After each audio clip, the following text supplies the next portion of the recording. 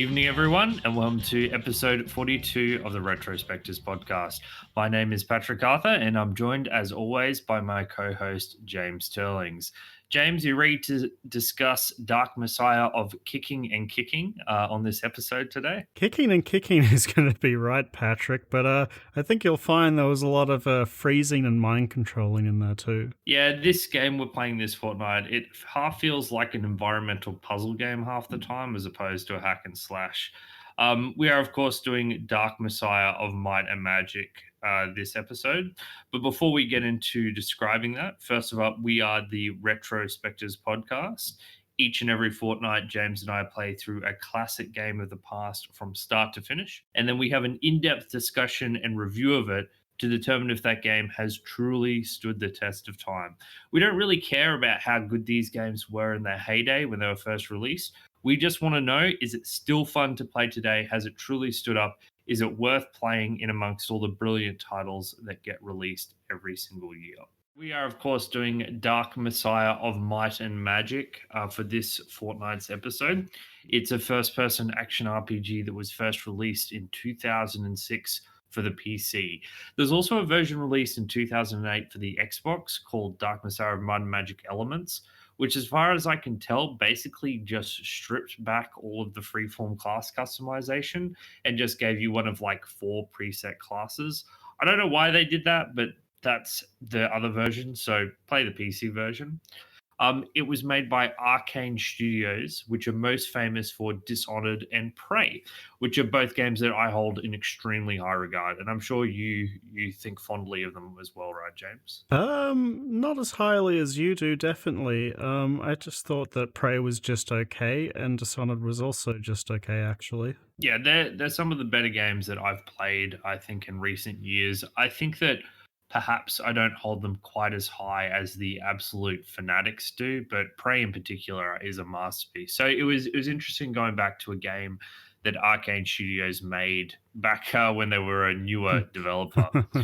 A long time ago. Yeah, long enough ago. It's not quite Arx Fatalis, but it's still pretty old. So this game takes place in the rebooted Might and Magic universe. So we've done Heroes of Might and Magic 3 on an earlier episode, and the important thing to know about the Might and Magic games is that there's like a split in the middle. So Might and Magic 1 through 7 in Heroes of Might and Magic 1 through 4 are in a different universe to this game, Might and Magic 8 onwards, and Heroes of Might and Magic 5 onwards. Because when 3DO went bankrupt and Ubisoft took over, they completely rewrote all of the lore and backstory of the entire world.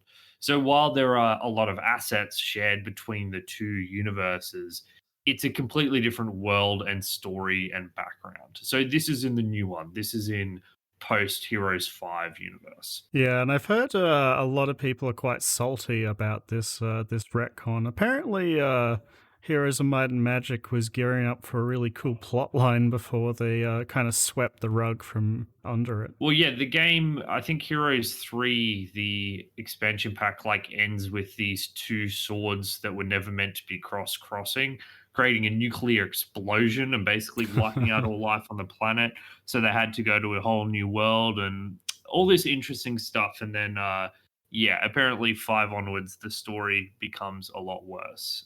But I mean, well, we'll talk about the story of Dark Messiah lately. But it has some issues.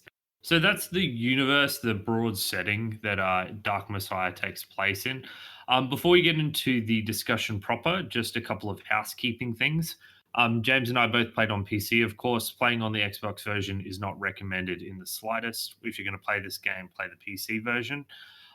In terms of bugs and issues we had getting it running, broadly speaking, I encountered many bugs, and I think we'll get into discussion of the intricacies of all the glitchiness and bugginess later. Many bugs in this game. But on a baseline level, the game did work for me. Like it functioned. I was able to install it and get loading and working. Did you have any issues getting it installed or anything, James? No, you just download it off Steam and press the install button, and it just boots up. There's a funny couple of drop downs you have to change to get a full resolution working, but I didn't have to install anything out of the box to get the game running. Unlike a lot of older titles that we've covered before. I will say that this game did crash on me a lot, and I was never able to fix that, despite trying to find some fixes online. I just couldn't find anything to stop that. The game, heaps of people said they had, cheeky methods of fixing the crashes, but nothing worked for me. The game crashed, twice an hour the entire playthrough for me. It wasn't quite that bad for me. I'd say I crashed somewhere between 5 to 10 times total, which is still a lot. But at the Still a very lot, yeah. least, the game regularly auto saves itself. So between quick saves and auto saves, I didn't end up losing that much progress. No, I never lost any progress either. It was just really annoying. But other than that, it ran fine for me. Yeah, and we'll get into the details of the bugs later because I'm sure we got a couple of stories. I will say there's one final note I want people to be aware of. If you are an arachnophobe, you should not play this game Mm. because, honest to God, I know this game was released in 2006, but I'm not an arachnophobe, but spiders do creep me out a bit. And these are the scariest, most off-putting spiders I've encountered in a video game ever. And this is fucking 2006. There's something about the way their legs move. Oh, Last year, we played Silent Hill 2, and I gotta say, this game scared the shit out of me way more than that game did. As somebody who was deathly afraid of spiders, I found this game. I didn't sleep a couple times after playing this one. I'm gonna put it out there. You're not wrong. Those things are fucking yeah. terrifying, and they make up they're like a third of the game too. Like it's not like a little portion of the game. There's a lot of them. Yeah, So it's surprising, isn't it? Like, I don't know, because I mean, I never like spiders in video games, obviously, but these ones are notably off-putting. And that they like the way they crawl on the walls and ugh. So I'm pretty arachnophobic, and in a lot of games, video game spiders don't really creep me out because they don't look realistic enough. Hmm. These ones, they did a really good job of making them seem believable, and it is horrifying. Yeah, so I just wanted to put that out there. Just be warned coming into this game. If you are truly arachnophobic, maybe just don't play this game because, yeah, I don't know how they're so scary, but they are. So just be aware of that. Okay, so that's about it for the basics. So the basic premise of the game is you play as Sareth, who's apprentice to a wizard named Fenrig.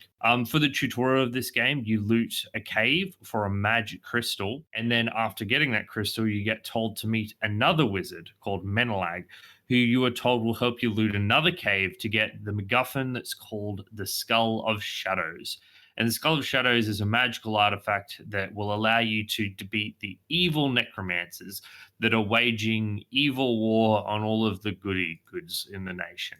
And then, of course, adventures ensue with lots of plot twists and things not going as planned. But eventually, you try and get the Skull of Shadows to save the day. We'll get into a full spoiler discussion of the stories and a full criticism of the story later. But I think for now, that's the basic premise. You're a guy who's looting caves for magical artifacts. You're Indiana Jones, basically. Uh, that's a lie. But anyway, That's a let's huge lie, Patrick. let's get into what people really play RPGs for, the gameplay. So James, let's talk a little bit about the gameplay. Do you want to take us off with a description of what the gameplay of Dark Messiah and Magic is like? So, when I first started playing Dark Messiah of Might and Magic, I made this very fatal error of trying to, fairly fight enemies. I quickly learnt through many, many, many deaths that the best way to play this game is to not fight fairly at all and to use every underhanded tactic at your disposal to take care of the nasties in your way. Dark Messiah of Might and Magic differentiates itself from many other action games by having a very physics based combat, and I think that's the defining feature of this game. you have the ability to kick your opponents into spikes, off cliffs, into other enemies, downstairs, down holes, into fire, and many, many magical abilities that allow you to do weird manipulations of the environment, like freezing the floor so people slip on them, shooting rope arrows into the ceiling for you to climb up in a really janky physics way. I think the weird physics interactions of the combat are the defining feature of this game, right, Pat? Yeah, so broadly speaking, I would say there are like four tenets of the combat, and of course, there's a lot of overlap between them. They are stealth, magic, combat, and then I'd call the fourth one, just broadly speaking, physics manipulation. And a lot of things touch on that physics manipulation, but it's as just as important as the others, and in a lot of cases, it's the most important one. So, you've got a sword fighting system, you can cast magic spells, you can sneak around in the shadows. And then, as James said, you've got all the physics things, throwing barrels at people, kicking people, creating ice patches on the floor, throwing oil against flames to create larger explosions, that kind of thing. Yeah, exactly. And on top of this system, there's kind of a nuanced talent tree of sorts, so you can craft your character, kind of in any way you want, between a character that uses a lot of equipment like swords and shields and staves to, a pure magic user or a stealthy character. Patrick, I know you love your stealthy characters. Did you gravitate towards that side of the tree? Of course I did. So yeah, I over the course of my playthrough, I touched on most of these styles of combat, with the exception of magic. I did a little bit of tinkering with it, but I'm by no means an expert on it. But the thing I sunk all of my abilities into, of course, was to create basically a stealth archer just immediately, because Yeah, I knew that's you'd just do who that. I I knew am. exactly what you were gonna do. As soon as I saw that talent tree, I was like, this is the Patrick The section of the Patrick tree. section. So I I'm can't gonna go resist, man.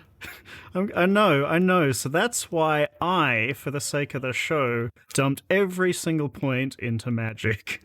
Okay, so let me tell you a little bit about the stealth, because basically the stealth is completely broken, and it's I completely think broken. everything in this game is broken. So the stealth is completely broken and useless, and completely broken and overpowered at exactly the same time. So basically, initial problems with stealth. Number one, the lighting and shadow system is incredibly inconsistent and hard to comprehend. So it's pretty easy to identify the areas which are like deeply shrouded in shadow that you'll basically be invisible in. And it's easy to identify the areas which are just in complete brightness, but it is impossible to tell in between how how concealed you are. There is an on-screen indicator, but that on-screen indicator seems random. You can't just look at the light sources around you and say, "Oh, I'll probably be hidden there." It's just completely inconsistent and broken. Hmm. What's more, there's no transitioning from darker patches to lighter patches. You can go from complete darkness to being completely revealed with a single footstep if you step out of the shadows. So that by itself just breaks the stealth in half, because it makes it so difficult to actually actively sneak around accurately. Number two, enemies abruptly turn on their heel during patrols with no rhyme or reason. And when you're trying to slowly sneak up behind someone to stab them in the back, that can cause a lot of issues. Because once Hmm. you break stealth, all hell breaks loose. And stealth for that section is completely off. And there are plenty of places where stealth is basically impossible, just wide open areas, and just the level design doesn't facilitate it. It's like there are specific areas where the game says, all right, we'll allow you to be stealthy in this. And then the rest of the time, it's like, fuck you. Good luck trying to stealth. But James, that's just why the stealth doesn't functionally work, why it's annoying and why I hated it. But that doesn't tell you why it's broken. So here's why it's Right. broken. So it's a combination of two things. Number one, when you are in shadows, like fully concealed in shadows, there are specific patches that are just, you are just completely invisible. For an enemy to spot you, they need to be looking directly at you. So, like, they need to be looking directly at you, not even slightly to the side, and you need to be directly in front of them. So you can be walking around in circles of them basically, and no one spots you. But the thing that breaks it is that, and also why the stealth is fucked, is that did you know that when you stealth kill an enemy, it alerts all the enemies in the area that you've stealth killed an enemy? What? That's Yes. fucking terrible. It just defeats the point, right? And here's what I Yeah. think has happened. I think what happens is when you kill the enemy and they drop their weapon, like they drop their sword to the Oh, ground, it makes a noise? it Oh my makes a god, that's noise so because shit. I was trying to figure out what was going on because you stealth kill an enemy with no one around, no one could possibly see you, and everyone comes around to your area, and it's like, how is this happening? And it's because there are physics in this game, so you can't isolate an enemy, stealth kill him, and then move on. But James, this works in your favor Does it? because what happens is you stealth kill someone in complete shadows, someone comes to investigate it, and then you stealth kill that Oh enemy, my and god. then someone comes to investigate. So if you can locate a patch of complete shadows, you can just stealth kill 8 people in a row as each guard comes to that same area where you're completely invisible and you stab them in the back. I I mentioned before I didn't quite have the right mindset coming into this game to begin with. I played on the hard difficulty, not hardcore, which I Mm, believe is the hardest. And me too. for the first hour or so, I found this game really hard. And then, like, I stopped trying to fight enemies 1v1 and just started trying to cheese them in any way I could. And then, like, the difficulty plummeted because, I realized how to play the game. That way you're describing of kind of cheesing enemies with stealth. I mean, I did that as well, but with a lot of different methods myself. And I didn't put a single point into stealth or bows because I used a bow once and decided never to touch them ever again. They take so long to pull back and to shoot the. I mean, there's a talent you can get that reduces that time, but I never tried because it just sucked. It's fucking terrible.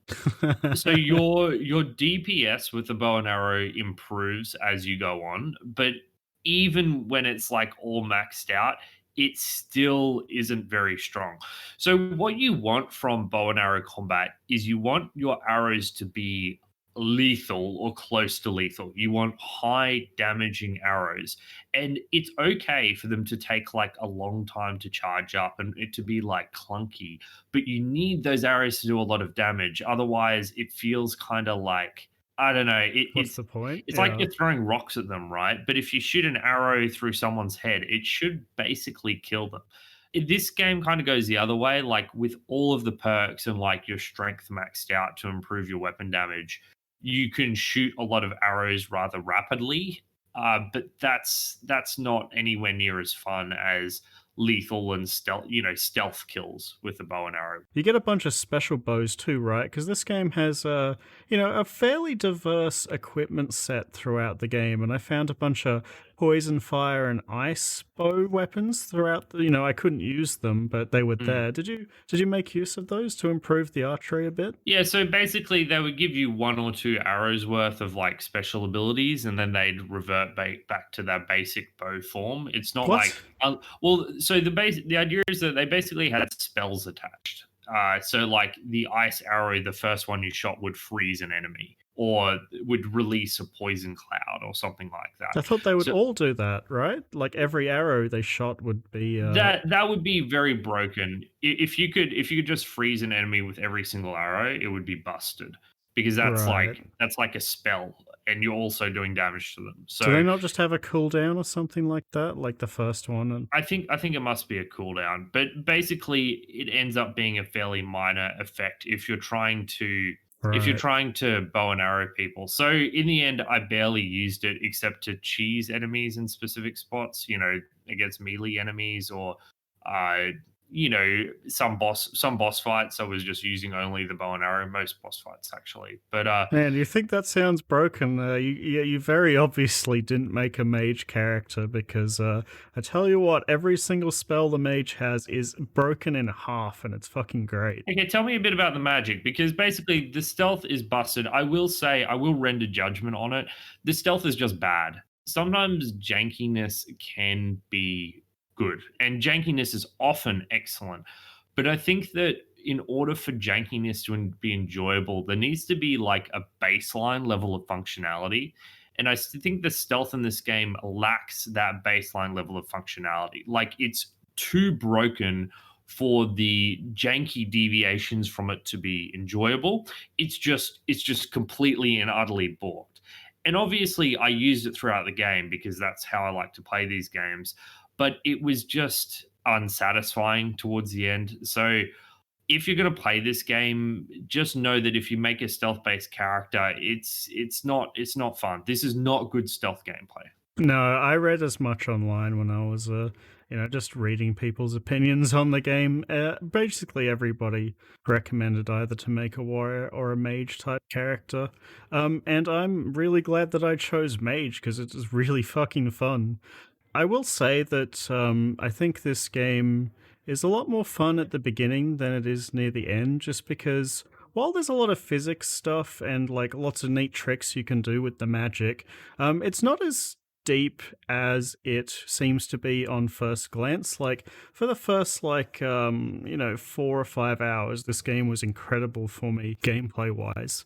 And then, near the 11th hour at the end, it was starting to get a bit repetitive. However, up until then, Magic was the funnest thing I've experienced all year. So, the Magic system, kind of in the talent tree, is split off into two major branches, a damage branch and a utility branch.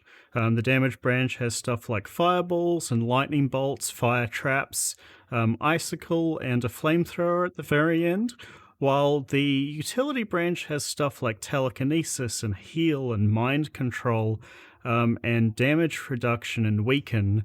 And I gotta say, the utility branch in the Magic is completely broken in half. And it's so much fun. I'd put my first points into telekinesis and was running around, picking up barrels from across the room, throwing them into a bunch of enemies. You can do this with just your normal strength, but I find it's a lot more clunky and harder to do. And in addition to that, like it's very obvious that the game world is built around you having access to these spells, for example, because there's all sorts of items hidden behind bars or on weird ledges that there's no way you could get unless you had telekinesis. And I found like a lot of use for it throughout the game. Beyond that, the next point I got was in mind control. And I gotta say, I spent like half of the game just like crouched behind a door, casting mind control on enemies. Because when you do it, they become your ally for about 30, 40 seconds and then immediately aggro onto the nearest enemy. So you can just like sit in the shadows. And I didn't have any points in stealth. You can just hide and have a whole room just kill each other until it's down to the last man, because I didn't put any, I don't know about you, but I didn't put any points into health. So any times I got into like a close-up brawl, it was a big problem for me. So I really relied on having these really sneaky underhanded tricks from the magic system. I think the most broken spell though probably wasn't even that. It was probably the ice power, because when you first get ice, you realize that you can freeze enemies, which gives you like 4 sword hits on them or something, and then, you're like, this is okay, I guess, for some crowd control, but the real use of this spell is putting a patch of frost on the ground, because enemies that run through it trip 100% of the time, and you can just kind of like stand in front of a cliff and you put an ice patch in the ground, and any enemy that runs towards you just like goes flying off the cliff. I probably killed like half the enemies in this game by sending them falling through their death, either via kicking or with the ice spell. It was great. I don't think I killed any enemy, 1v1 with a sword, past maybe the first hour of the game. So let's talk about this a bit. So basically it sounds like magic complements your physics-based messing around, right? At Yeah. least the way you played. And you seem to be very high on this kind of gameplay. So my stance on this kind of gameplay, which is, the unique thing about Might and Magic, is that it's fun, but I think it's probably overrated because I think that it ultimately, as you suggested, ends up becoming very repetitive. Yep. Ultimately, how fun is it kicking someone off a cliff the 54th time you've done it? How fun is it, throwing a barrel at someone the 50th time you've done it? This game runs in the Source engine, and obviously the big inspiration here is the gravity gun from Half-Life 2. Hmm. And the gravity gun was awesome. Like I loved the gravity gun back when it first released. And I think to this day it's one of the greatest and most well-designed guns to exist in a video game ever. But if I had an entire game that was just a gravity gun and that was it, I think I'd get over it. And in a lot of ways, Dark Messiah feels like an entire game with the gravity gun. Yeah, no, I agree with that.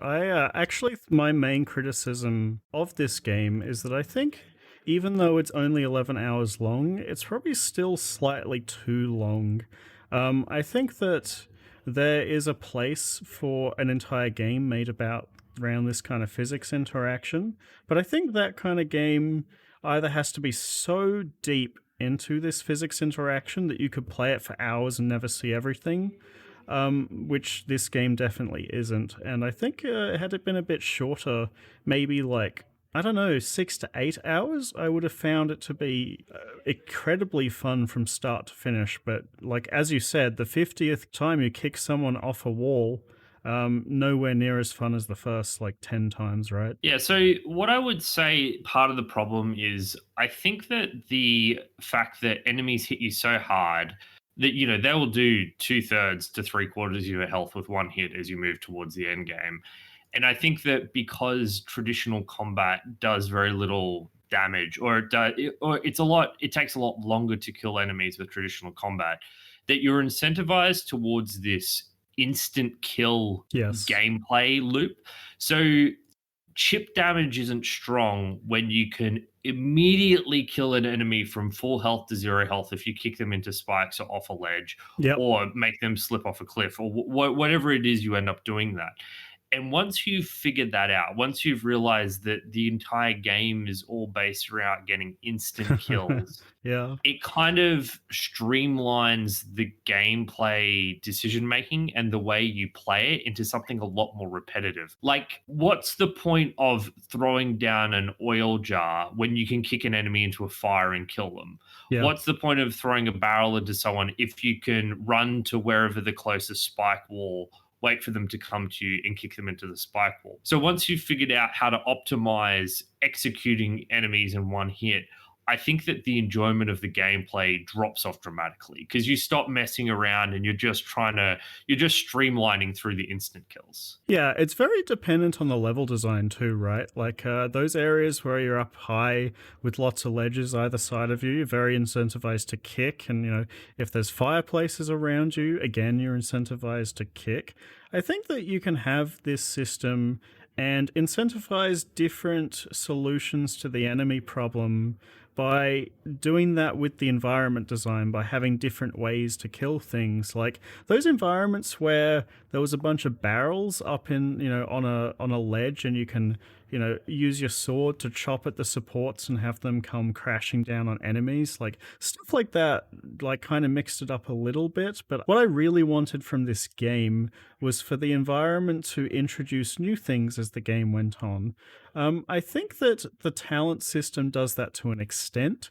If I had had access to every ability from the very beginning of the game, it would have gotten boring a lot faster than it had for me, because I guess maybe this wasn't as relevant for you going down just the stealth and archery approach, but for me, getting a completely new spell like every hour or so was really engaging, because once you get the new spell, it spices up the gameplay again.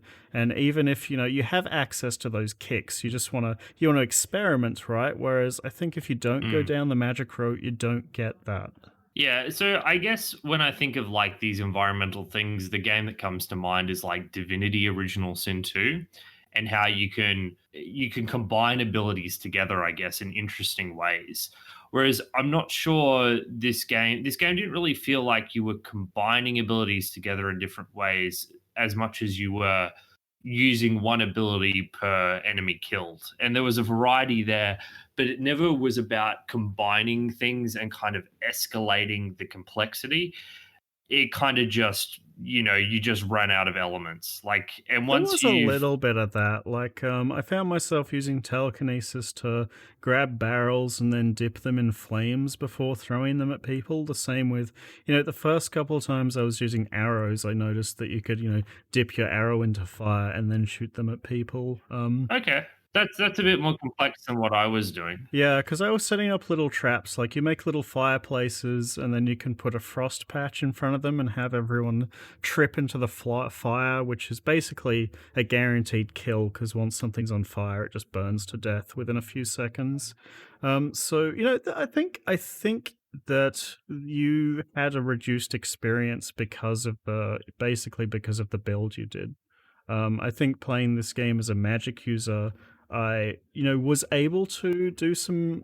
It's not nothing crazy, right? But I was able to mix it up quite a bit throughout the gameplay. Whereas, from what it sounds like from you, you were just doing the same thing in the shadows over and over. Yeah, and I mean, did you play around with the combat system much? Because by the end of the game, I had the combat tree pretty filled out as well.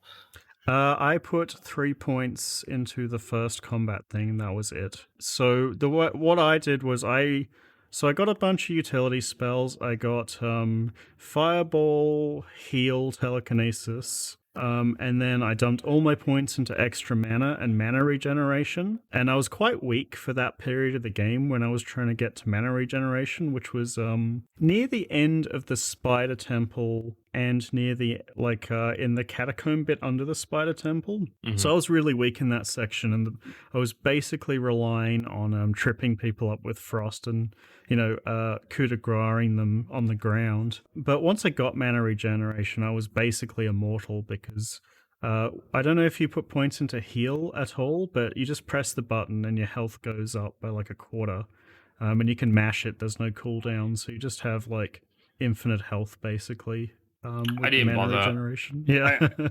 Well, the thing was, because you die in 2 hits. If I died, I died. But most of the time, I would just reload until I took no Yeah, damage. I did a lot of reloading too. Took a bit of damage and then used 4 health potions or whatever. Yeah, later in the game, I got access to this spell called Sanctuary, which makes you immune to physical damage and you reflect all projectiles. That seems good. It's fucking busted, yeah.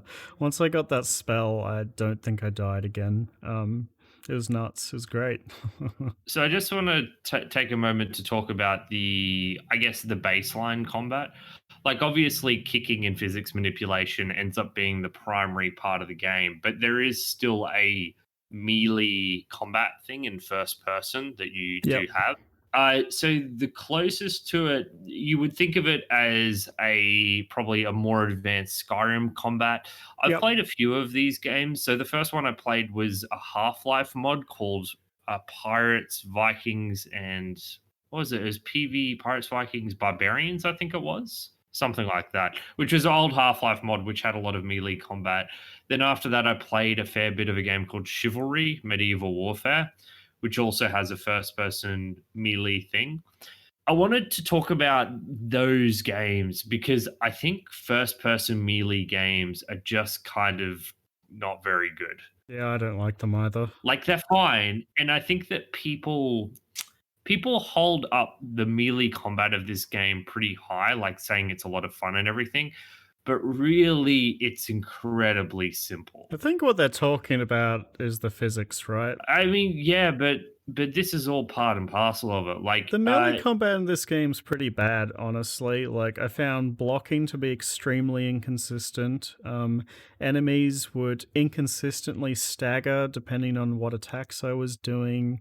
I really didn't like it and avoided as much as I could. So basically, the enemies do power attacks that go through parries but don't go through shields, which could maybe explain some of the inconsistency.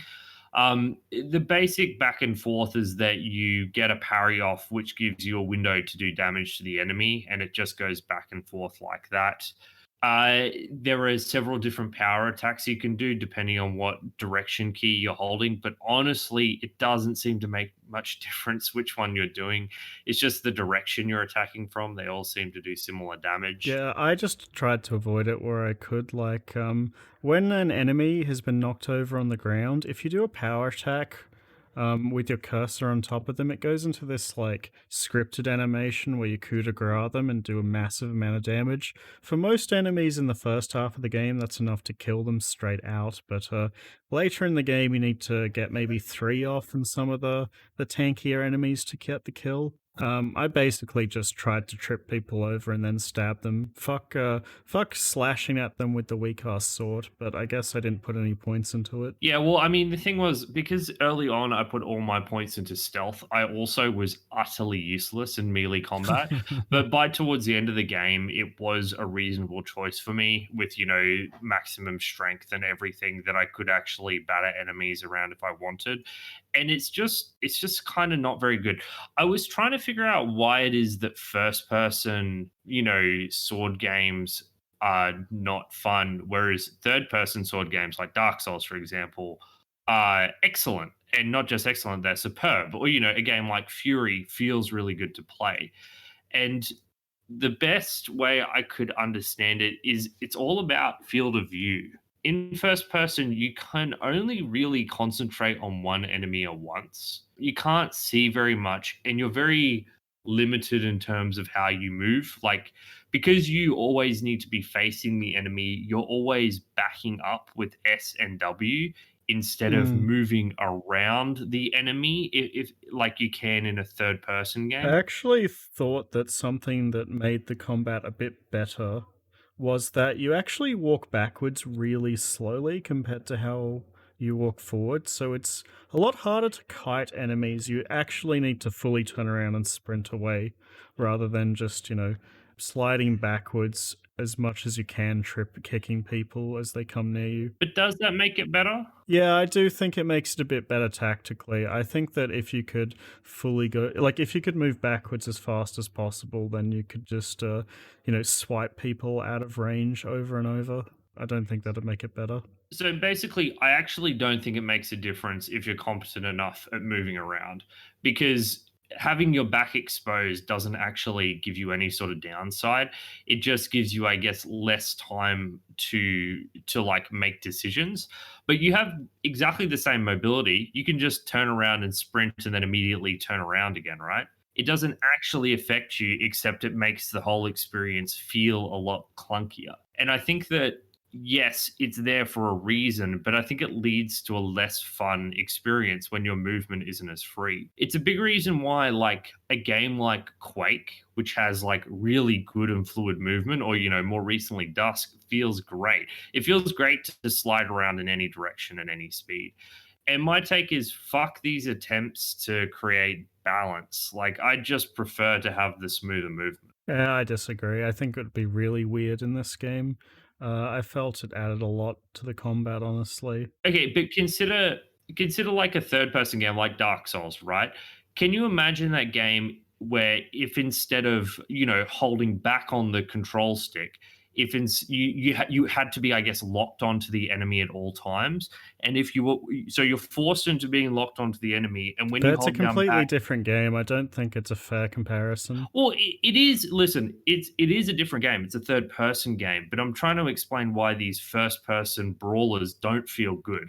And I think that this slow backwards move speed is part of it. In these third person brawlers, your movement is so much more fluid, and I think that that's a large part of why they're a lot more enjoyable. I actually think it has more to do with the animations than that. For example, in Souls, like if you do a big hit, your character like swings their weapon and then they have a bit of a delay. If you had that kind of delay in a first person game, it would feel really unnatural. What tends to end up happening is you get these systems where you can just left click, left click, left click, and like swing wildly because that's what feels best to control. And because of that, enemies can't have, like proper stagger when they get hit with slow attacks. It doesn't work. I think it's all in the animation and the way that enemies react to your hit. And I just don't like it in first person. Well, I mean, I think that the animations and your ability to read enemy animations is a part of it, but I don't know how you can dismiss the free flowing movement of third person games out of hand. Like the fact of the matter is, the control you have over your character in a third person brawler is so much better than in first person. I disagree. I didn't notice it. Like you said, you can just spin around and run. Okay, all right. Let me make this clearer to you. Imagine in Dark Souls, if you were locked onto an enemy, because you've got to be facing them in first person, if you press back on the control stick, if you can only take a step or two slowly back at the time with no roll, because that's what this game is like. The freedom of movement is way less, and I But think that's a clear you have a example of turn where rate that's the in case. Dark Souls, right? You don't in this. You just move the mouse and you're instantly turned around, so it's not a problem. Yeah, but you need to move your mouse around before you can move, whereas in Dark Souls you can immediately turn Anyway, I around. think we're going off on a tangent. Basically, I don't like first person combat games and neither do you, right? Well, yes, but I'm just trying to get to the bottom of why, and that's what I'm trying to get at here.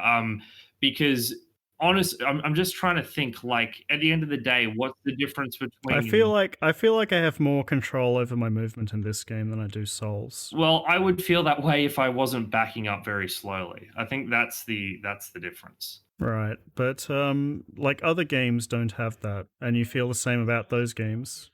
So it's obviously not the backwalking, right? When I play Quake and I have perfect move speed in every direction, it feels fine. So I think that it's specifically, but yeah, we're both in agreement. You're right. The fact is, the first person combat in this game is mediocre. I wouldn't say it's broken in the same way that stealth is. It's just unsatisfying, and yeah, at the end of the day, you end up doing the environmental interaction a lot more. The kicks make this game fun, basically, and the environmental actions do as well. Something funny I noticed with the kicks, I think is pretty obvious if you play for more than a few hours, is that if you kick an enemy normally, they only like stagger back a couple inches or so. But if the game detects that there's like a pit behind them or a set of spikes Hmm. behind them, they'll just go flying into them. It's really Yeah, it bizarre. like grabs them. Yeah, it like sucks them in, and I didn't quite like have a handle on that to begin with, which I think was because I just assumed because the very first enemy that you kick in the game, the tutorial tells you to do, and they're standing in front of a pit, so they go flying. So in like the first hour, I kept finding myself trying to like kick enemies to send them flying, but nothing happened. Mm. It was really bizarre, but I think once I figured that out, the game kind of opened up to me. Yeah, I figured that out immediately. It was just immediately obvious with where you kick them, they don't go anywhere, but when they're near the spikes, it just grabs them. But once again, that just re incentivizes this insta kill gameplay thing. It's not difficult to kick enemies into spikes. You just kick them anywhere near and they'll be grabbed at from any angle. You can even almost kick them sideways into spikes and it will still find a way to grab them and instantly impale them and you get that insta kill. Yeah, I think the game would have been better if spikes could only impale one enemy and then you had to like move around the arena and trying to find a different way to kill the next ones. Like you couldn't just line enemies up at the same cliff and just do the same thing like 8 times in a Mm. row and then move on to the next arena. I think that's a big misstep here. I think that the game needs to encourage experimentation more, maybe with longer cooldowns of spells.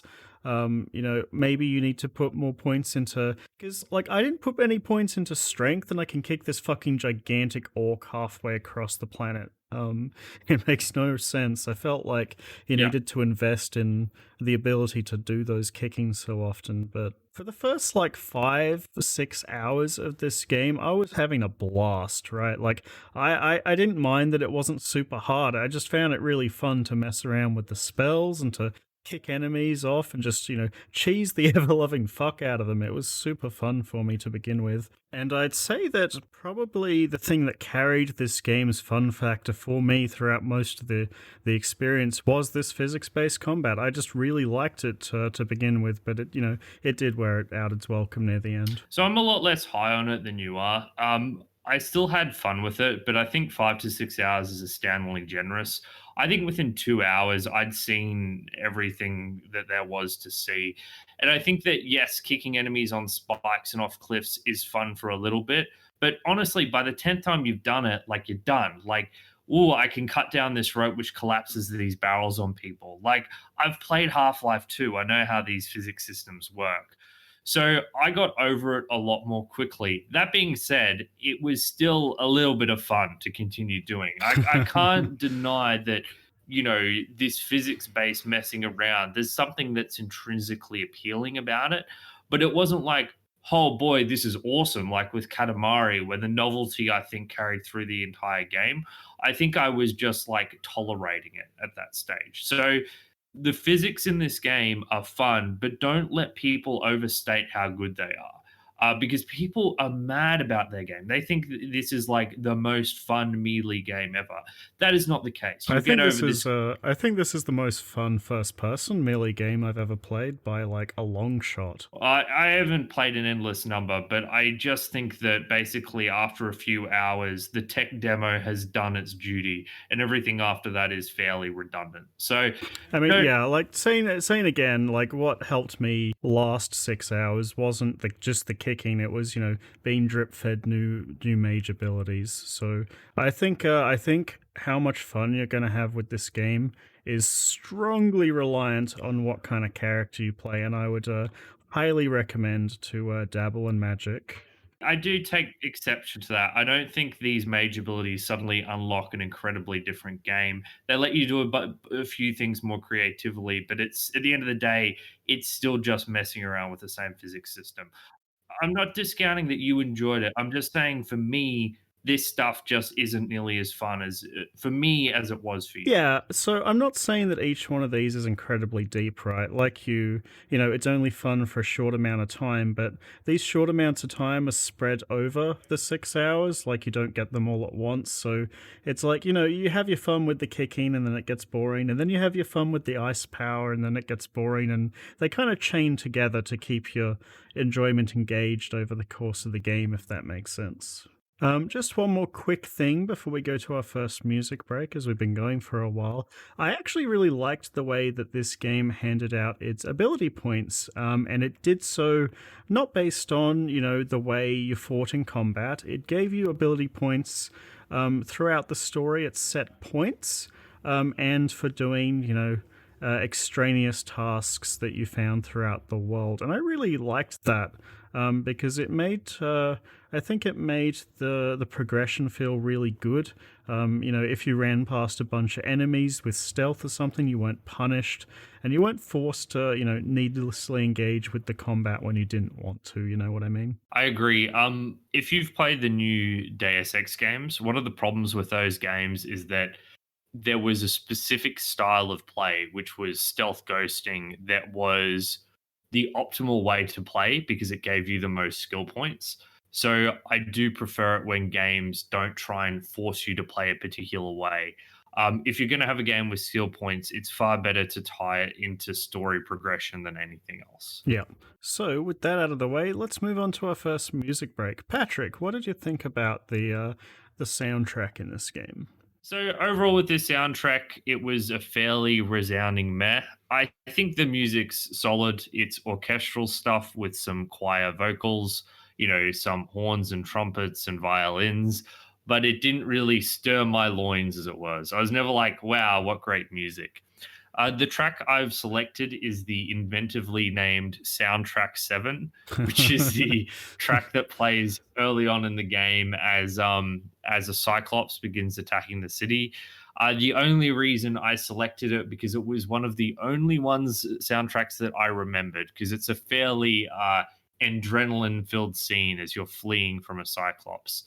On the whole, I'm very whatever about the music. It's not very memorable. It's fine. But here is Soundtrack 7.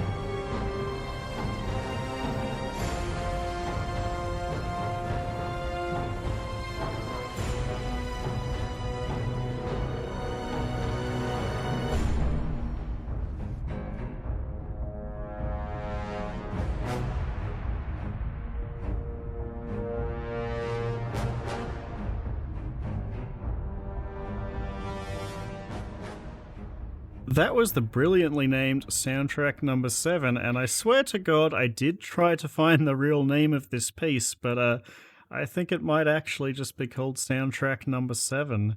I'm a bit higher on the music than you. Like you, it kind of all blended together for me throughout the experience, but I don't necessarily mind that if it's going for this really like soundtracky mood setting thing.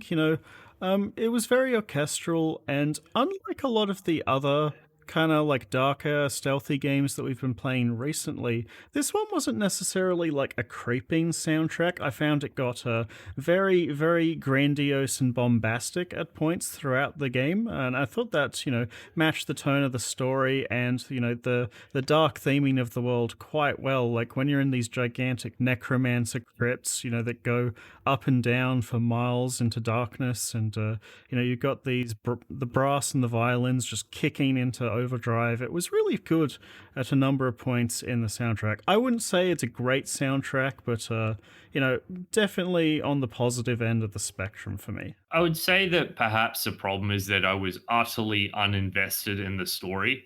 And for me, music a lot of the time needs to underpin the story. And so, because I was so bored and not paying attention and not caring about the story, I wasn't sure what point that the music was meant to underwrite.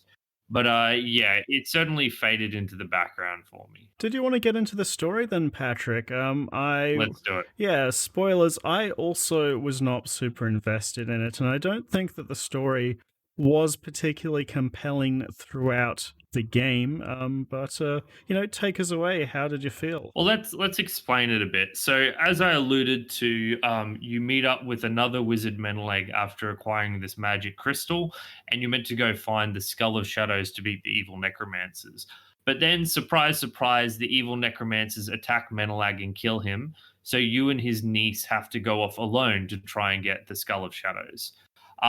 You go on your adventure to try and find it, and you start having these weird visions of evil things, and the woman that's inside you called Xanax. Is that her Zana? name? No, her name's Zana. Basically, your wizard mentor at the beginning of the game put Cortana in your head, and she narrates everything that you do throughout the game. And, as the story progresses, and we're going to go full spoilers here, so if you want to play without that, go ahead first. Throughout the course of the game, it turns out that she's not this, not so much of a helpful spirit that you. Well, she's still helpful, but she's not this friendly entity of protection that you were led to believe, but rather actually like a succubus demon that's been inserted into your body Into your soul. by your into your soul by your you find out kind of nefarious mentor. Okay, and as the game goes on, your powers start unlocking. You become more demon-like. There's a point where you die and you come back to life, and you're even more demon-like. And you eventually have to decide: shall I doom the world to chaos and destruction, or should I save it? Typical RPG. Nice shades of grey there. Yeah, the way the game sets it up is like you're just this mage's apprentice, and there's an external threat to the world in the form of these demons, and I guess the kind of like the plot twist, as it were, it's not exactly hidden, is that you are like basically the Antichrist or whatever. You are the Dark Messiah that is going to usher in the age of darkness and despair, bringing back the great demon lord who will cast eternal damnation on the humans for their locking him away. Of course they did. He's a demon, right? Yeah. So I guess the way it kind of sets up the story is that you are trying to get the Skull of Shadows before the necromancers do, because you believe that the necromancers are going to try and destroy the world with it, when actually what ends up happening is that the leader of the necromancer, who's been kind of built up to be this big scary terrifying guy by his underlings throughout the game, is actually trying to stop the return of the Demon King. So he wasn't as evil as he began with. Although I wouldn't say he's necessarily a virtuous character. Absolutely not. Are you kidding? He is 100% evil. It's just different shades. Listen, James, I got a Is lot of. he though? I don't think so. All right, let me get to this. But first up, I want to go through my problems with this story in order. And the first one is one that doesn't make any sense to me at all. Why was your wizard mentor raising you and pretending to raise you like a good guy instead of indoctrinating you into becoming the Dark Messiah? Because it's a good plot twist for a video game. Like narratively, it makes zero sense. I agree.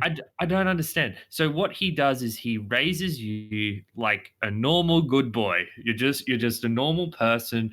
You're on the good path, and then you kind of start getting these visions that in reality he's saying mean things to you and he's preparing you for evil things. But the problem is, if you've been raised your entire life to be a good person, and then someone says, surprise, you're actually the Antichrist and your job is to bring death and ruin, don't you think that person would be like, I don't think I'll do that because I think I'm a good person because you've been raising me as a good person for the past 17 years, right? What's even weirder to me is that you get sent very early on to this second wizard apprentice, who, with his help, you're going to retrieve the Skull of Shadows, this, evil MacGuffin that will grant terrible power. And right at the start, when you're talking with him, he's like, I know why you were sent here. Don't worry, just don't involve my daughter.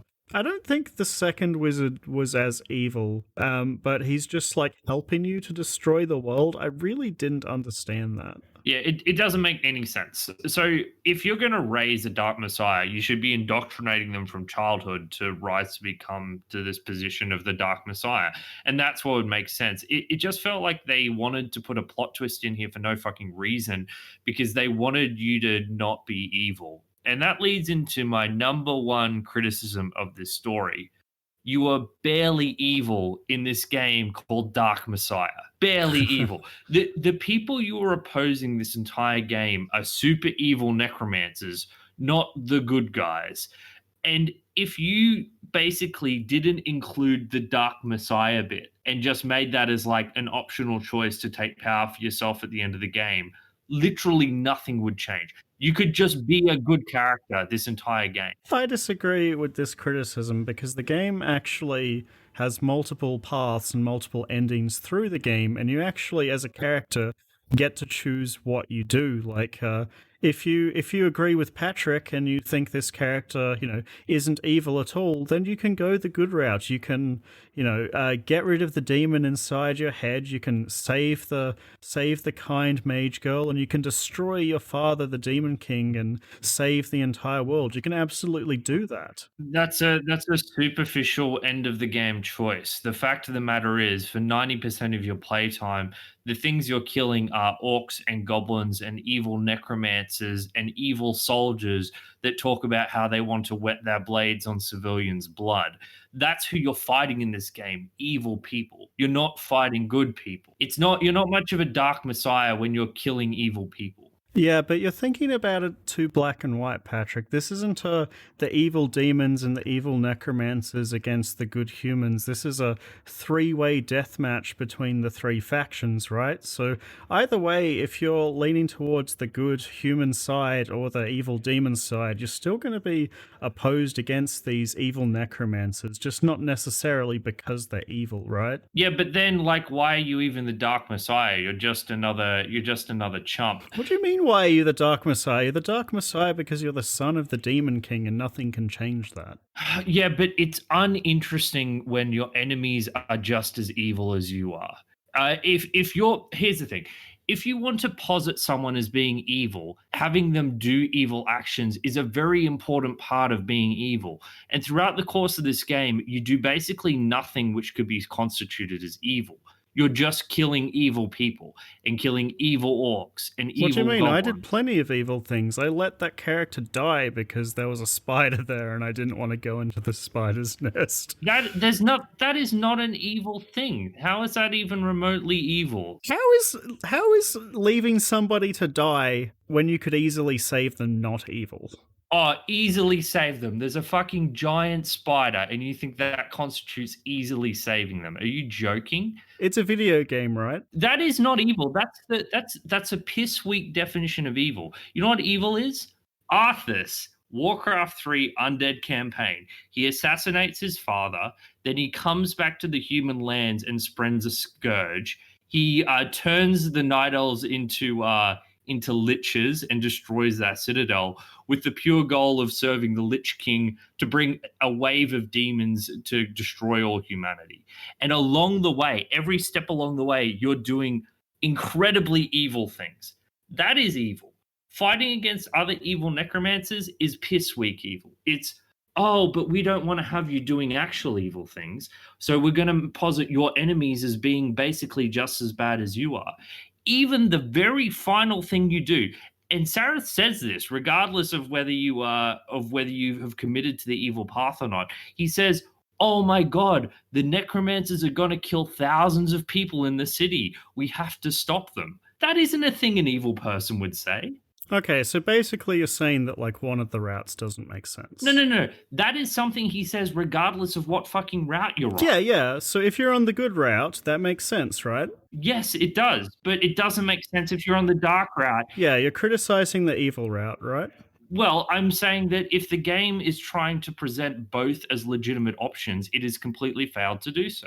It basically posits you as a good character. In essence, in function, you are locked into being a good character despite supposedly being the Dark Messiah until the very last 5% of the game. Okay, so I think that power can corrupt people pretty bad, right? Like, this character might be good for 90% of the game, but he is offered the ability to rule over the entire world.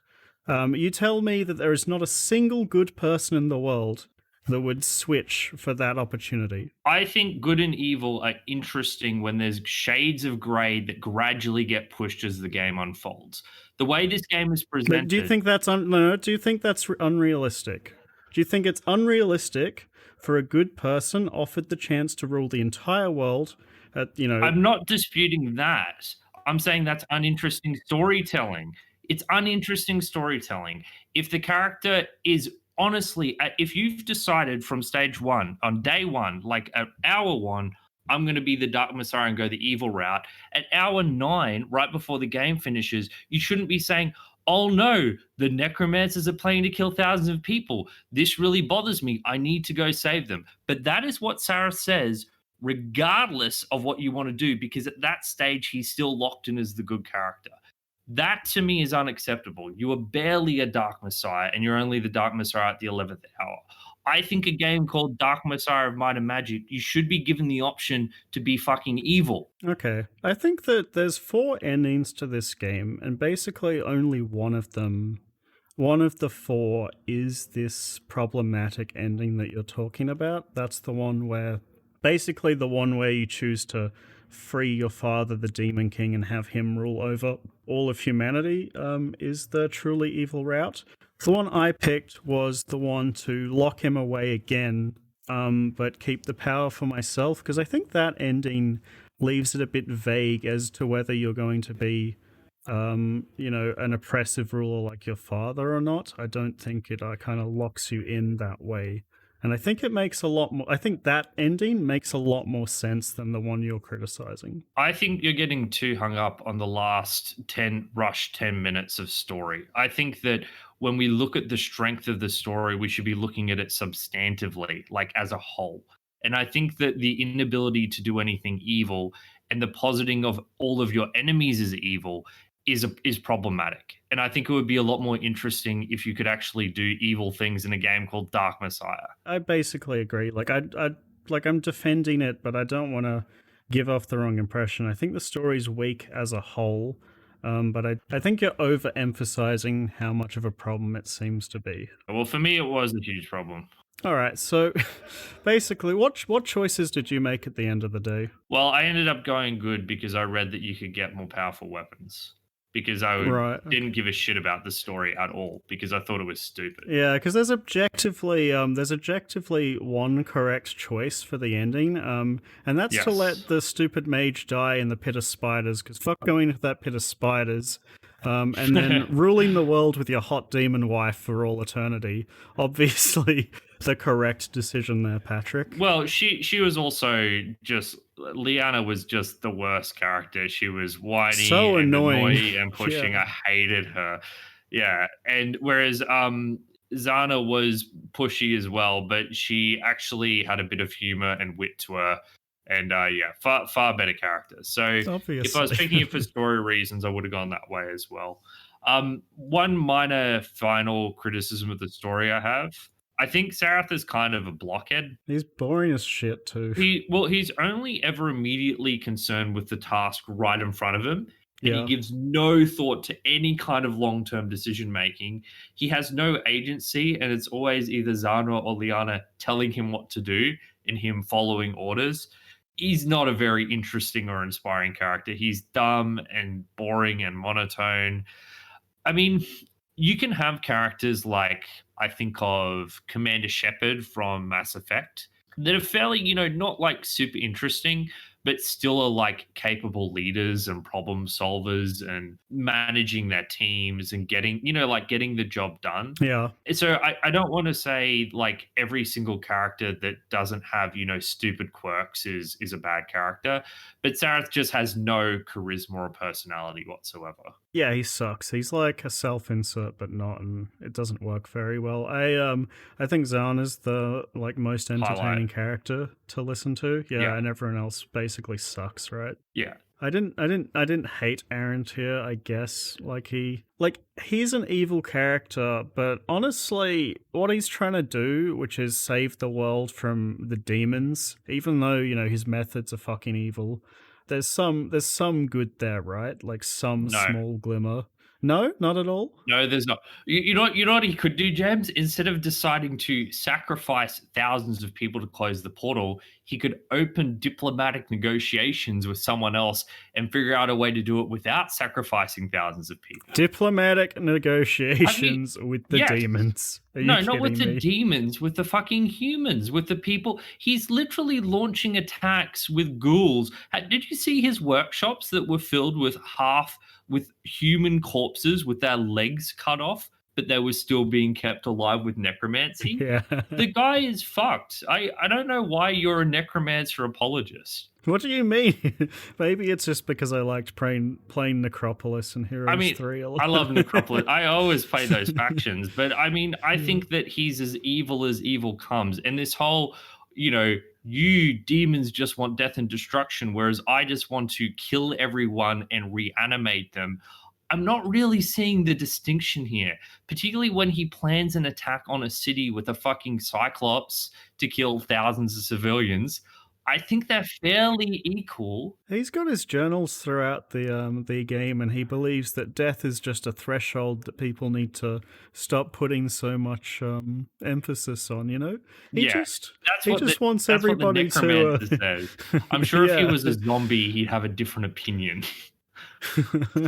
Hey, if everyone was dead, no one would be afraid of death anymore, Patrick. Yeah, Isn't that great. just, Yeah, the great, most great noble point, James. goal? Great fucking point. Yeah, you know what? You've convinced me. I've I guess, convinced you. I, All I, right. gue- I guess everything he was doing in that fucking citadel is completely. Yeah, I do not think the necromancer has any moral standing whatsoever. He believes that what he's doing is better, but he's fucking just as evil as the demons. I think they're equally evil. I would be perfectly happy for him to stop the demons, if I'm being perfectly honest. But yeah, Arantir is pretty fucking evil. So Do you want to talk about secrets? secrets, yeah, let's get on to secrets. I don't hide this at all. I fucking love finding secrets in games, and I think for the first couple of hours, I was enthralled with the secret finding that Hmm. this game had to offer. One of the abilities you get early on is this ability to stand still and for weird secrets to be highlighted in blue. And I found all sorts of trapdoors and push blocks and, weird statues to levitate and put Hmm. onto pedestals because of this secret finding ability. And, earlier on in the first city, there are all sorts of weird spots you could shoot your, rope arrows or clamber up to in order to get in. But honestly, the secret finding in this game dropped off a cliff for me once I realized that, I spent ages trying to find this secret in this town and I found this cool, fire sword. And then 10 minutes later, I found the same fire sword just sitting on a bench somewhere. Like Hmm. every single secret I found in the game, I just found normally in the game world, These games, this kind of secret finding works so much better when the secrets are unique and there's no other way to get them in the entire game. Like, if I put points into lockpicking and I found this cool sword in a chest, it's really, really frustrating to find that same thing, for free a bit later on. It really, really fucking annoyed me throughout the game. And, half the secrets are just health and mana pots. And by the time I was into the end game, my mana and health were both regenerating fast enough that I was, throwing away my health and mana pots. So, towards the start of the game, really fun. And then near the end, I just stopped bothering. I'm slightly less annoyed than you by the uniqueness. I don't mind a secret, being a thing that gives me early access to loot as long as it's significantly early. Like if you gain it a couple of hours before you can normally get it, I think that's fine. My real problem with the secrets was that by about, I'd say, literally like a third to halfway through the game, everything I found after that point was duplicate copies.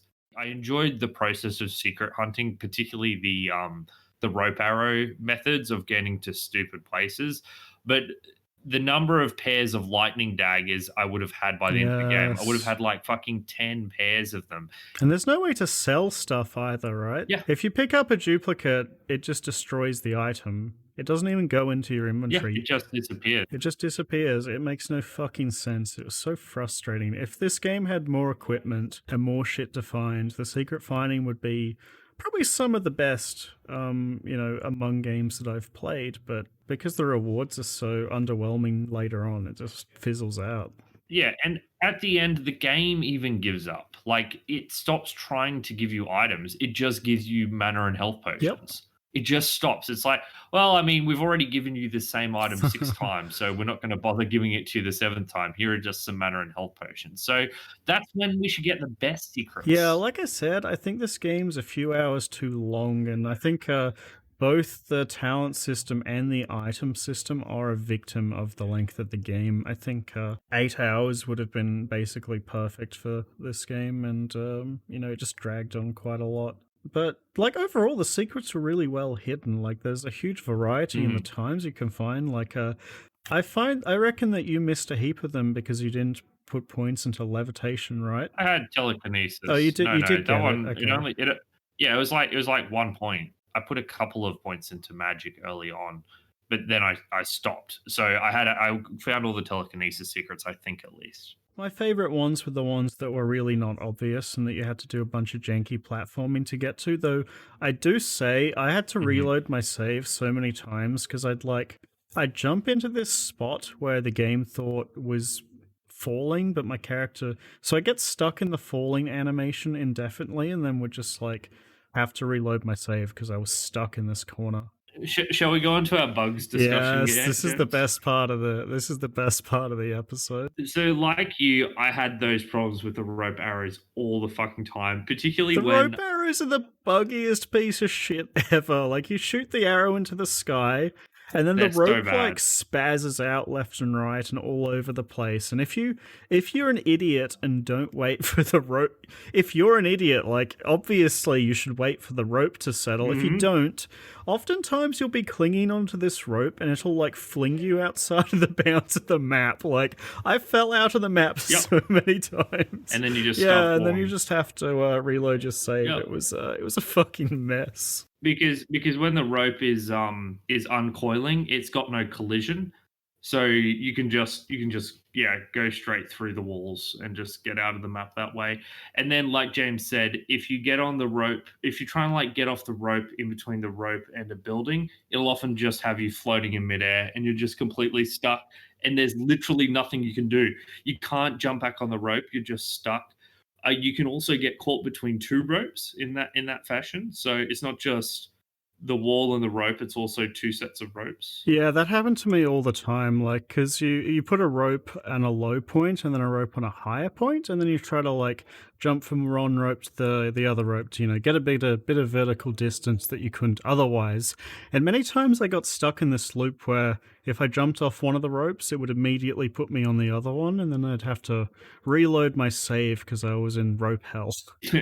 Yeah, whenever you go to shoot rope arrows, you always quick save first. Yes, yes, I learnt that very quickly. All right, next bug.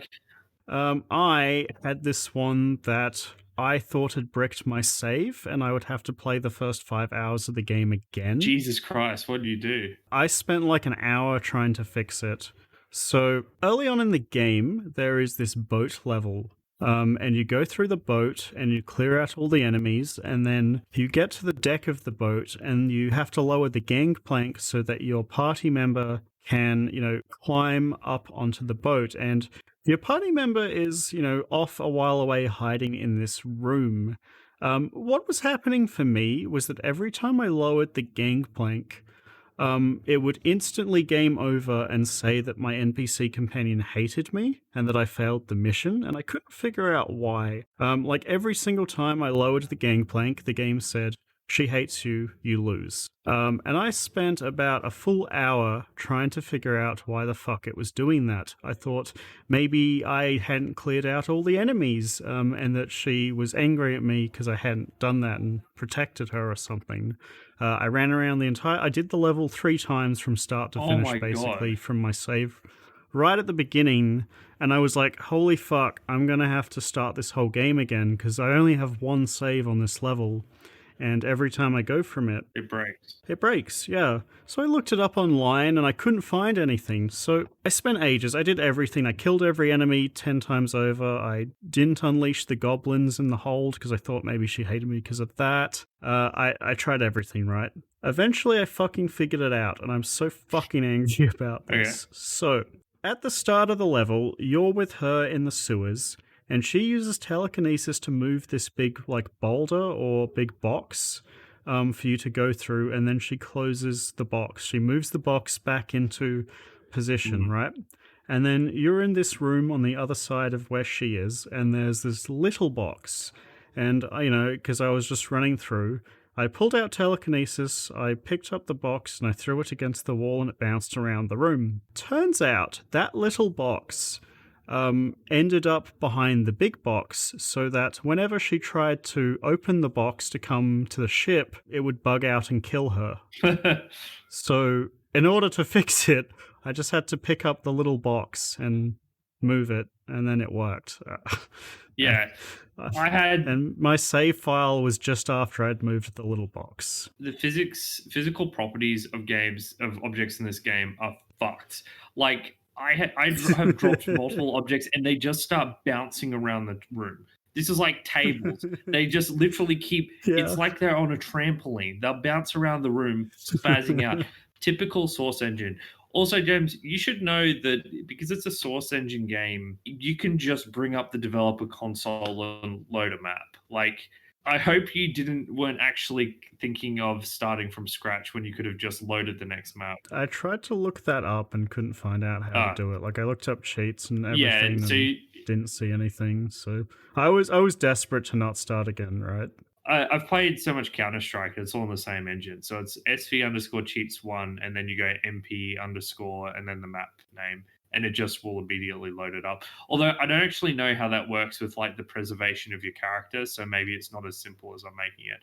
But Yeah. provided you were in your game, it probably would have maintained your character in between maps. But I don't really know. The point is, next time you get an issue with that, consult me first. Don't just think about restarting the game. All right, my turn. So the boring one is that on two separate occasions, I had pedestals not working where you meant to insert items. Like, Yep. just literally didn't work. Like, nothing you can do. It's just bugged out. So I had to restart the level on both occasions because it was just bugged out. Both times I lost about 10 minutes. So it wasn't, but I was pretty pissed off at the time. All right, my turn. Okay, so oftentimes with the melee combat, you'd swing your sword, and then your sword would get stuck in the animation, and you wouldn't be able to change your weapon or do another attack or, do anything, and you'd have to reload your save. It would Huh. just get stuck halfway Yeah, through that the never swing. happened to me. Yeah, it happened to me a lot.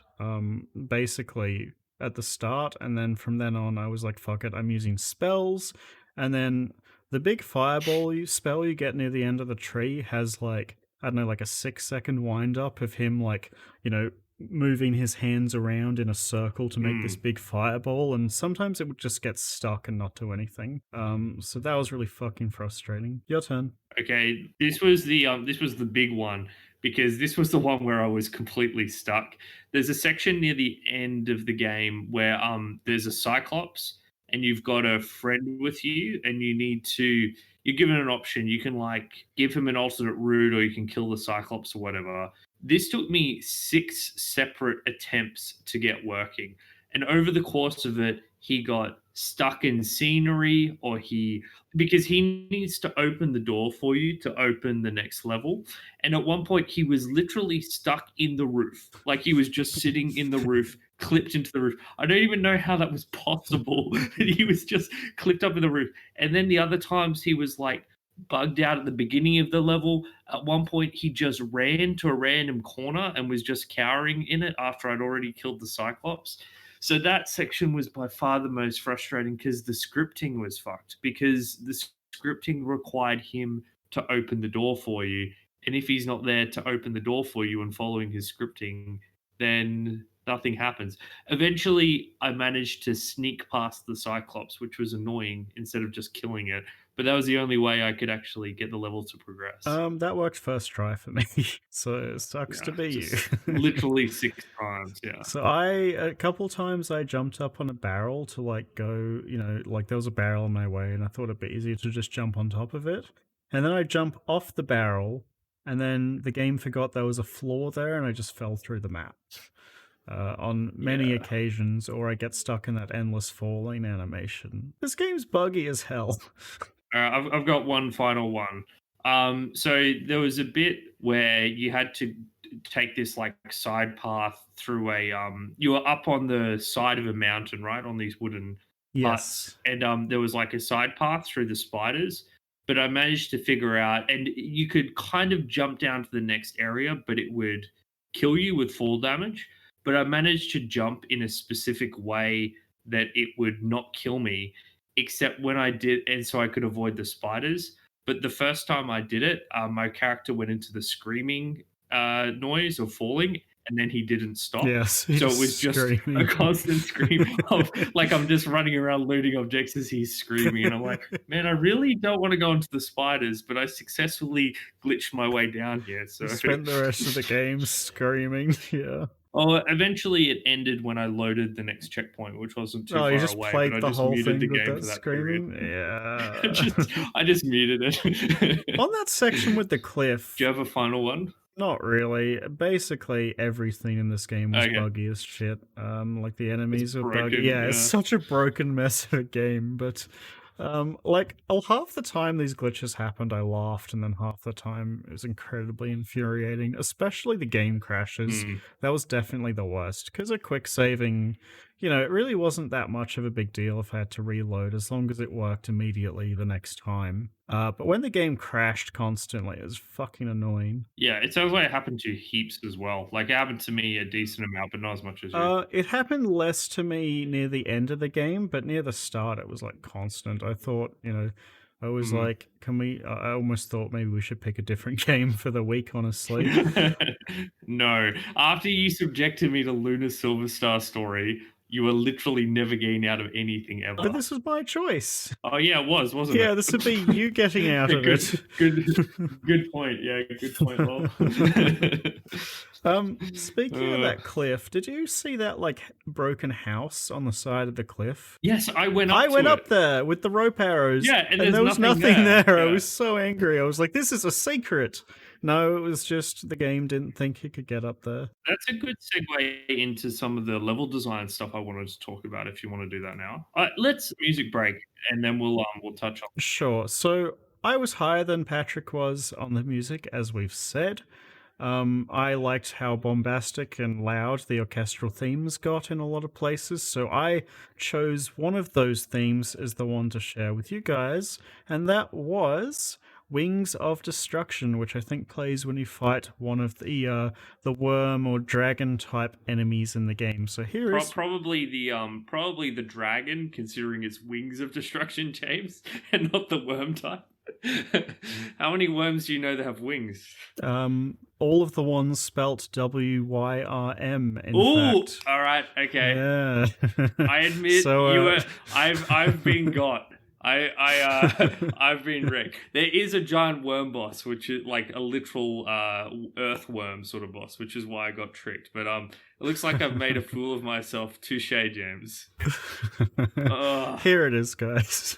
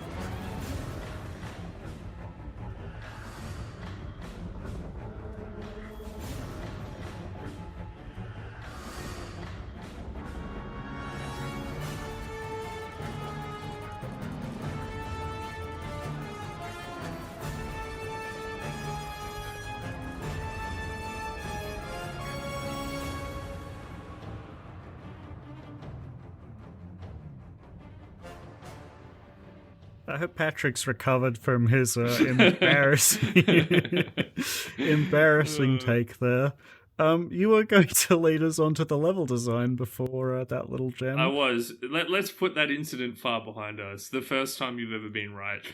So the level design is linear. This is a linear game. Yes. Occasionally, you'll get a secondary path that takes you to the same place, but on the whole, it's extremely linear.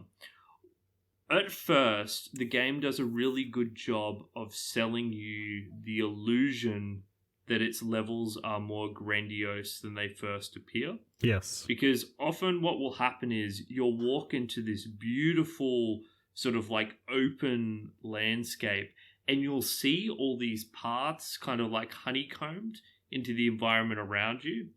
But then you realize that as you progress through it, that it is a single path Yes. that kind of just curves around. And those, while you're getting previews of the upcoming environment and while you can see, I guess, the bends in the path, you can see future areas you'll be going to, the path that you're going on is a very straight line. It's not like their later games like Dishonored and Prey, where there's a lot more ways to progress through the environment, both on the micro and macro levels. This is a very linear game, and coming in, and that's not, intrinsically a bad thing, of course, but I think the game kind of sells a more grandiose version of itself than it actually is. Yeah, because like early on you go to this town and you can actually, it's quite open. You can go to a lot of different places and a lot of different houses and explore and find secrets.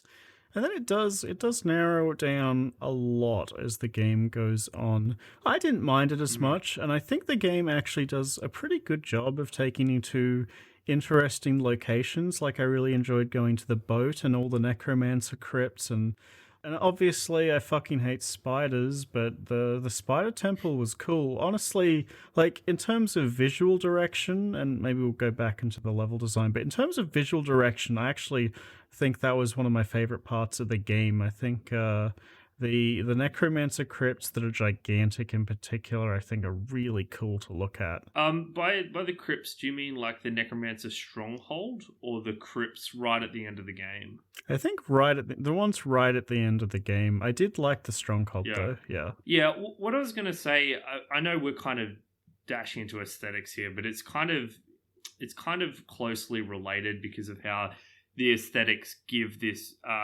illusion of grander level design. And I think that the levels that looked good were gorgeous. As you Yes. said, the crypts and the necromancer stronghold, I think, had gorgeous lighting. Like, it's hard to believe it's on the Source engine actually Yeah. because it looks so good.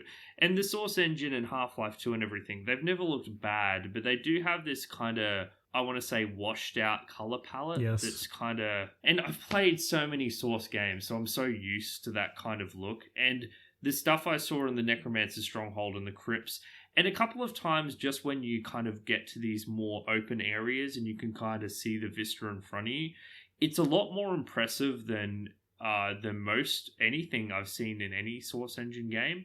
But then you also had bits like in the town and everything, which I think looked incredibly mediocre.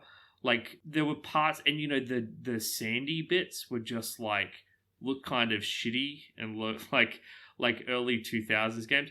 At times, this game I think looked worse than Call of Duty 1, but when it looked good, it looked gorgeous. I think the times when it looks best are the when it makes use of the lighting engine, which you mentioned, I think is also quite good. And like we said with Splinter Cell last fortnight, I think having like darker lighting really helps to hide a lot of muddy texturing work from these older games. Mhm. And all of the good looking levels in this game are the Are darker dark. ones, right? Like all of the full bright levels, Yeah, just that's a good you can point. see every flaw and imperfection, but the darker ones, like I think hides those and really lets the visual direction shine, because in these darker levels the visual design and the architecture really is very impressive. I loved all the temples and the crypts and the strongholds. I thought they were very tonally cohesive, everything made sense, and it just looked cool, right? Yeah, that is an excellent distinction to make. Also, even though the level design is linear,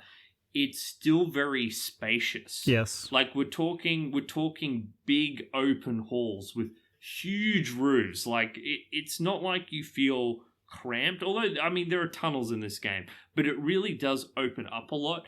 It's just that it opens up a lot and there's a doorway at either end and you go from one doorway to the next. This game mostly is just as linear as Splinter Cell is. It's just in much larger arenas a lot of the time. Yeah, I agree with that. And sometimes you'll be in the same room and you'll be jumping up on different platforms and that kind of thing. And, the Yeah. path you take to get to that other door isn't necessarily, the same every time. Like you could use a rope arrow or you could clamber up ledges or, I think sometimes there's different little paths in the same rooms, but yeah, for the Yes. most part, it's linear. And I think a lot of the level design focus is on placement of spikes and pits and fireplaces and that kind of thing. And like I said before, I don't think it's as good as it could have been in order to facilitate interesting decision making and gameplay. But I think they did an okay job level design wise in general. Yeah, broadly speaking, I think that if this game was about half as long, it would have been pretty perfect. And I get that there's a period of time, and it was around this 2006 game time, where short games were reviled. We hadn't yet got to that kind of full-on indie revolution where people were celebrating short games. But I would have enjoyed this game if it was if it was half the length, Yeah. because I think that by the time you're getting towards the end, it really doesn't have any new ideas. It's just kind of recycling the same gimmicks, and there are just too many good games out there to want to do the same thing endlessly. Like it would have been far better to enjoy this experience more in a nutshell than have it all as stretched out as it was. Yeah, so with that in mind, did you want to get down to final recommendations? Yeah, sure thing. So Overall, if I had to ask would I recommend Dark Messiah of Might and Magic, my answer is yes. I think this game, that being said, I still think this game is overrated by the masses. I don't think this is like a phenomenal game by any stretch. I think it's incredibly buggy. I think it's broken. I think its combat is crappy, but its environmental fucking around is enjoyable enough to sustain its playtime. Towards the end of the game, it starts to wear thin. Like the repetitive loot, the lazy secrets, the fact that you've kind of like mastered the combat within 2 to 3 hours and you've kind of got this optimal streamlining of instant killing enemies means that you're just fatigued, and the story is terrible. So you're not even getting sustained by that. So yeah, I've been extremely critical of this game this entire episode, and I think with good reason. But the physics messing around stuff is just good enough for me to recommend it. Because ultimately, when I came back to it, I wanted to keep coming back to it for like an hour or two, and I was able to finish the game pretty quickly because I was having fun with it. But be warned that this game is not a masterpiece. It's a good bit of fun to mess around with, and nothing more than that. I think the biggest mark in the favor for Dark Messiah is that there really aren't many other games like it. It's a pretty unique experience in that respect. And because of that, for me also, it gets a pretty easy recommend. I loved the gorgeous visual direction in this game. I loved the combat for the first, half of the game. I loved getting new abilities and messing around with them. I loved setting up sneaky traps for enemies to fall into and messing around in the environment, ferreting out secrets and, delving into these really arcane structures filled with some pretty good ambient music, but, just brilliant visual design when it was there. I think that, like Patrick said, this is a very flawed game as well. It's buggy as all hell. It crashes constantly. The story isn't up to snuff. The characters aren't great, with one exception. And just in general, there's a lot to criticize here. But this is a unique experience, and what is fun is really fun for most of the game. So yeah, I'd give Dark Messiah of Might and Magic a pretty easy recommend. However, definitely recommend you play a mage or a warrior and not a stealthy thief like Patrick tried to. I mean, it just depends what you're after. Like, the stealth is kind of stupid fun, I guess. But yeah, it's just the whole create a kill room of 9 people is just some of the stupidest stealth shit I've ever done. Yeah. And it reminds me of I used to play this game called Commandos, which has kind of been It's the same sort of gameplay as Shadow Tactics or Desperados. And what you used to be able to do was, if you shot your gun, guards would run towards you, and you could just keep shooting your gun in the same spot. The noise would bring the guards over, they'd run into your gunfire, and you could just keep doing that until you'd killed 15 guards. And that's what the stealth is like in this game. It's just stupid. Bonus question before we move on to the next episode and our advertising. Would you want Arkane to give this style of game another shot in the current climate? 100%. I think that the baseline of physics-based messing around with stuff is a fascinating one. And I brought up Divinity Original Sin 2 before, where you get to combine these different elements in different ways to create, even better effects. And doing that in a first-person sort of like arena-style thing could be really interesting. It's a very challenging design thing, though. Because once again, how do you disincentivize going for, instant kills? And the best idea I have is you got to have different enemy varieties that are weak to different sort of environmental messing around. But I don't envy the team that has to come up with this game, because it won't be an easy one. But it has the potential to be a lot of fun. One of the best games I've ever played. Yeah, I agree. So absolutely, it's a very interesting sort of premise, and I do hope someone does something with it one day. Absolutely. So that brings us to the end of the episode, and before we tell you what we'll be playing next, Patrick has some words of wisdom to share with you all. Well, the first thing I'd like to say is thank you, everyone who's listened to this episode, has listened to any of our episodes. Always a delight to have you. We are the Retrospectives podcast. I am Patrick Arthur, and I was joined by my co-host, James Turlings. You can find all of our content on our website, which is rspodcast.net. We've got links to all of our social media there, but most importantly is our link to our Discord, and we'll put a link in the show notes as well. But we would love if you would come and join our Discord servers to tell us your opinions on the games we've played, or to tell us that our opinions are rubbish and exactly why they are rubbish. We enjoy arguing about video games. That's the whole reason we started this podcast. So we would love if you would drop on by. Alrighty, well, you heard the man. Come over and check us out on Discord and our website. And as for next fortnight, Patrick, it is now your turn to pick a game. I also forgot that this week was mine, because Dark Messiah kind of has that aesthetic that you kind of usually go for. But what do you have in store for us next week? So the game I'm doing for next fortnight is actually one that came from a recommendation of one of our Discord users, SPH, and it's a game that I am shocked I didn't even know existed. It's called No One Lives Forever, and it's a kind of Austin Powers, James Bondy sort of spoof sort of game that has FPS elements and stealth elements. So it's like the perfect game for me. It's got both a shooter and a stealth game fused into one. My two favorite genres. Patrick, how many stealth games have we done in a row at this point? I think we're... Do we even count this game? Can we count... Do we even count Dark Messiah as a stealth game? Yeah, does Hitman count as a stealth game? Yes, it does. It's more of a puzzle game. Yeah.